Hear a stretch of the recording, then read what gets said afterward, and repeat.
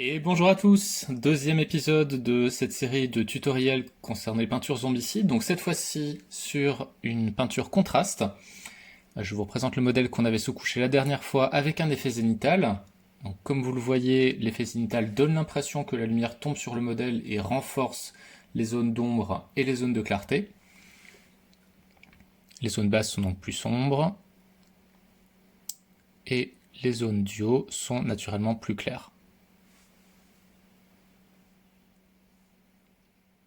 Alors, les peintures contrastes se travaillent un peu comme des lavis, c'est-à-dire que ce sont des peintures qui vont être plus coulantes et vont beaucoup plus adhérer à la figurine d'une façon uniforme. Elles vont donc couler quelque part. Donc la première, Apothecary White, va nous servir pour la chemise. L'ensemble des pièces du costume va être fait en Space Wolf Grey. Au niveau de la peau, on va faire un effet vieux zombie des années 50 avec du Plague Bearer Flesh.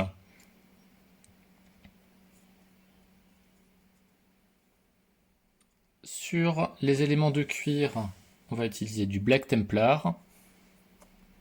Et pour la cravate, on va partir d'une base de Voluptuous Pink.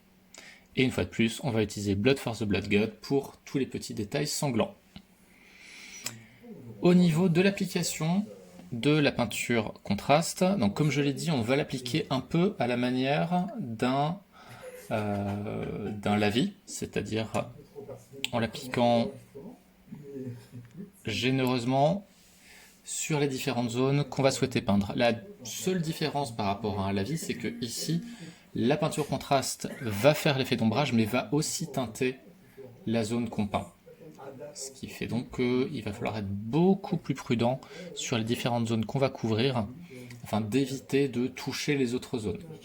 C'est un peu ce qu'on pourrait faire avec une peinture classique sur le premier tuto. La principale différence ici va être que on a fait un zénital et si on doit rattraper une erreur qu'on a faite en appliquant mal la peinture, il va falloir repasser avec la couleur de sous-couche de base et ensuite réassombrir cette zone. Et ça, vous le ferez potentiellement avec du Null Oil. Si on peut éviter ça naturellement, ce sera le cas. Donc c'est une peinture, comme vous voyez, qui s'applique extrêmement bien, extrêmement vite.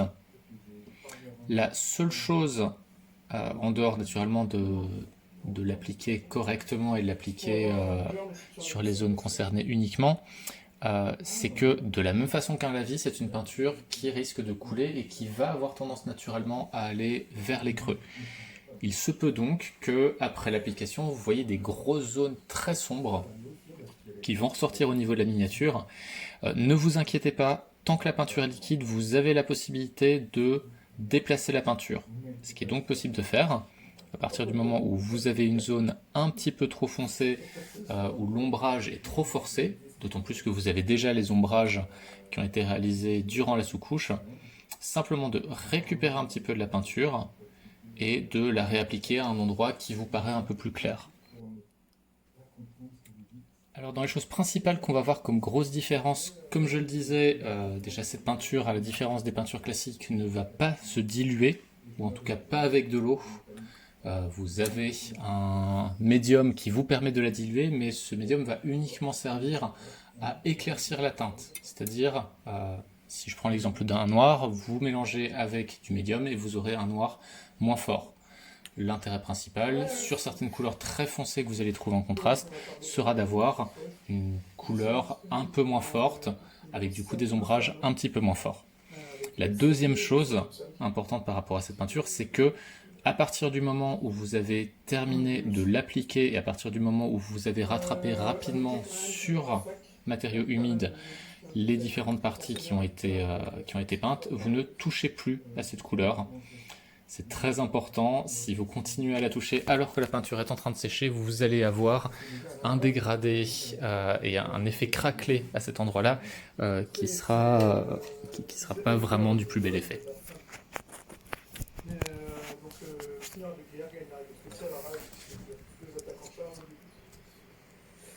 Sauf s'il fait l'échange des ordres de On passe maintenant à la partie noire, donc avec du Black Templar. Donc, ça concerne peu de parties au final. Vous avez les chaussures, partie avant, partie arrière sur cette figurine. Ils ont la règle spéciale, ils mesurent les couleurs. En gros, tu bouges plus facilement et tu peux tirer après la règle. The Crownbreaker, c'est numéro 5. Le Warlord, le Seigneur de guerre. La règle spéciale est préférée. Personnage indépendant. Une fois de plus, avec cette peinture, je vous le rappelle, ne pas repasser sur des zones sur lesquelles vous êtes déjà passé, surtout avec une couleur sombre comme le noir, puisque réussir à la rattraper après sera un vrai tour de force. Cette peinture ne s'applique pas comme une peinture classique, vous ne recouvrez pas une zone avec une autre peinture, sauf une teinte beaucoup plus claire. Et ensuite, après les chaussures, je conseille un pinceau très très fin pour réaliser la ceinture, qui, comme vous le voyez, ressort très très bien avec une seule couche, et vous avez déjà les ombrages qui se font sur les chaussures et sur la ceinture. Je fais aussi la doublure de la veste qu'on retrouve uniquement sur cette petite zone-ci, uniquement pour donner un petit peu plus de vie et de contraste à cette figurine.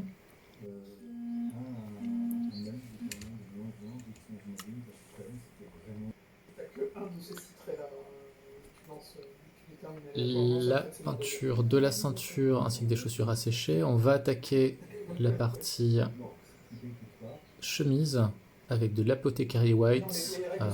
White n'est pas vraiment un bon terme, c'est une peinture grise un peu éthérée qui du coup va nous faire des ombrages un peu grisés au niveau du blanc et va malgré tout nous faire ressortir les parties les plus claires dans un blanc assez pur.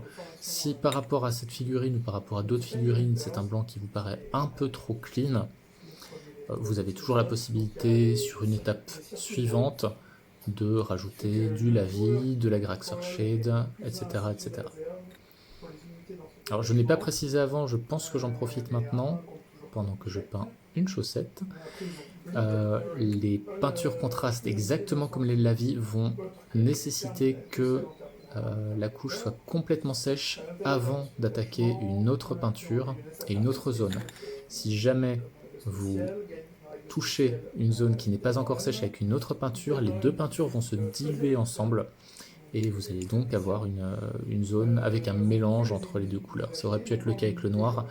Par rapport à la chemise, ça aurait pu être du bleu qui aurait déteinté. On attaque donc la partie peau qui va être la plus amusante et la plus satisfaisante en termes de contraste, donc avec ce Plaguebearer Flèche. Bien sûr, faire très très attention quand on passe à côté de la partie chemise.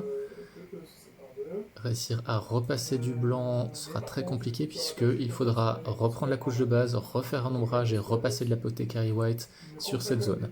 Donc s'il y a un moment de toute cette figurine où vous allez faire très attention, c'est en appliquant le Plaguebearer Flèche juste à côté des zones qu'on a peint précédemment en blanc.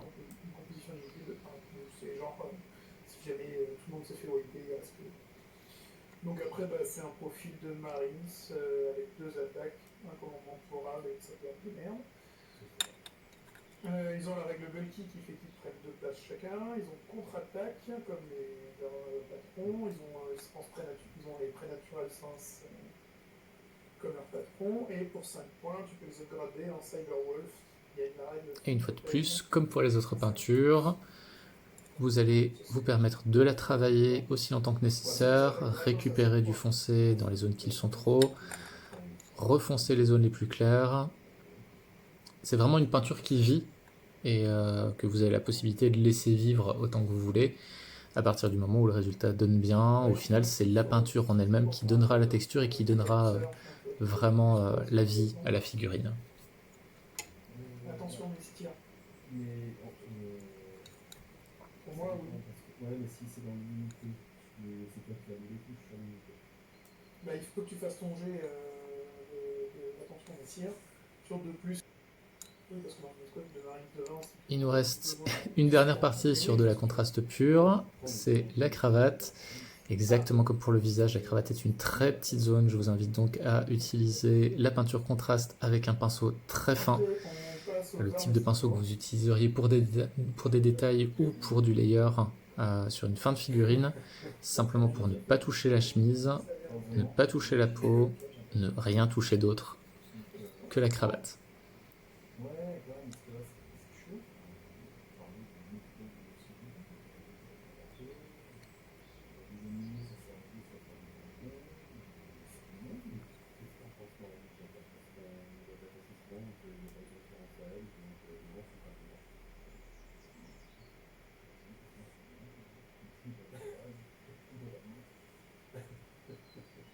Voilà le résultat, simplement en posant les contrastes, on pourrait limite s'arrêter là si on le souhaitait.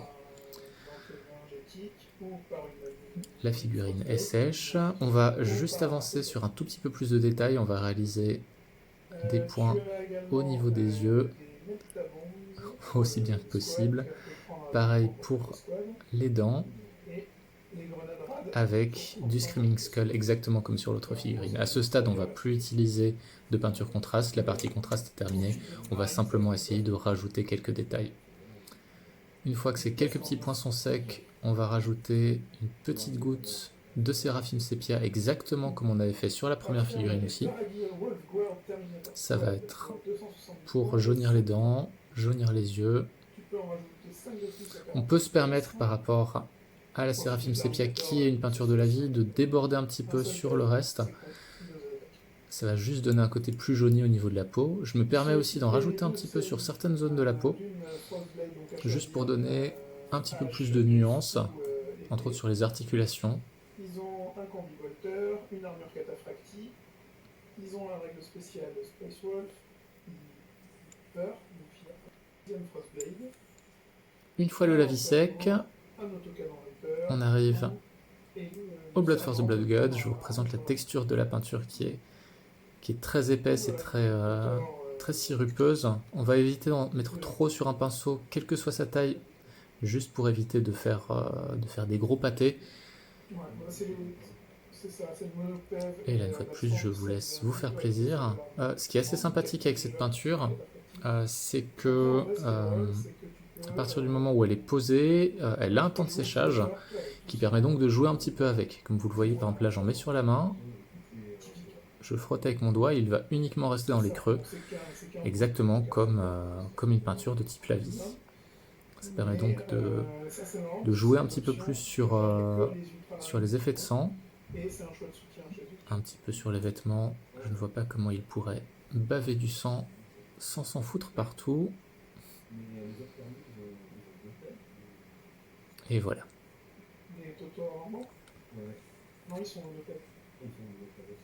Mais il y a beaucoup de Terminators spéciaux qui ont deux pelles. L'intérêt du Blood Force Blood God, c'est que, sachant la quantité de figurines identiques que vous avez sur une boîte de zombicides, vous pouvez faire des effets complètement différents figurine par figurine, et donc ne pas avoir deux figurines qui se ressemblent, même si de base, les vêtements et la chair sont dans des couleurs différentes.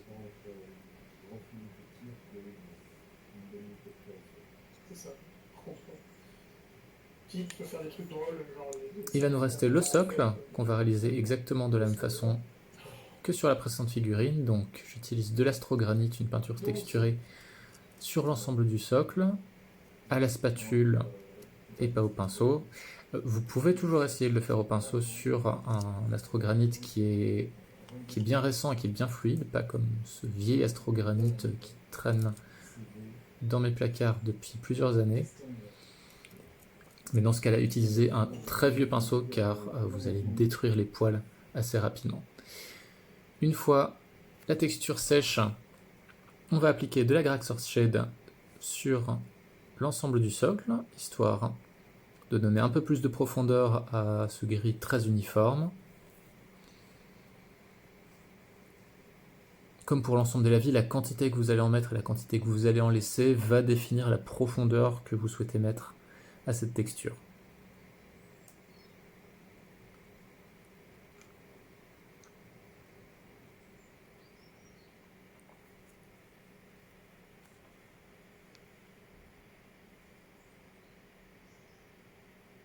De la même façon, il n'est pas grave que vous en mettiez sur les chaussures, ça fera toujours un effet sale.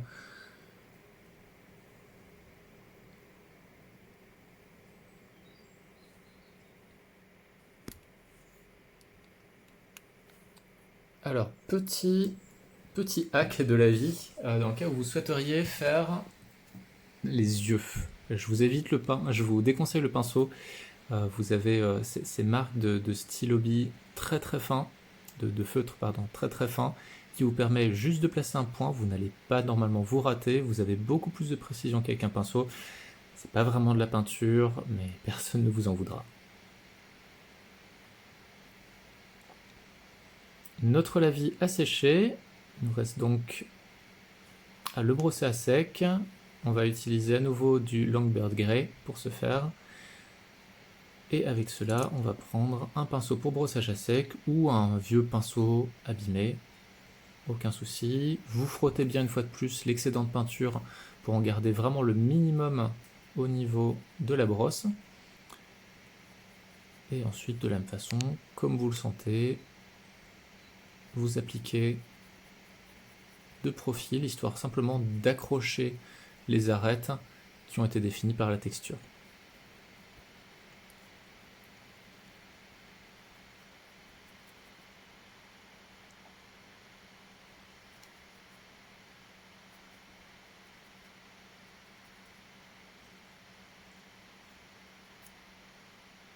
La dernière étape sera de faire un cerclage que j'ai fait en Etching Grey.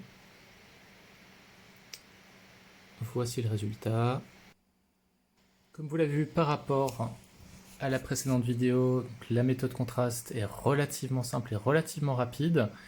Elle vous fera gagner pas mal de temps à partir du moment où vous êtes soigneux avec les différentes couches. Merci pour avoir suivi cette vidéo et à la prochaine.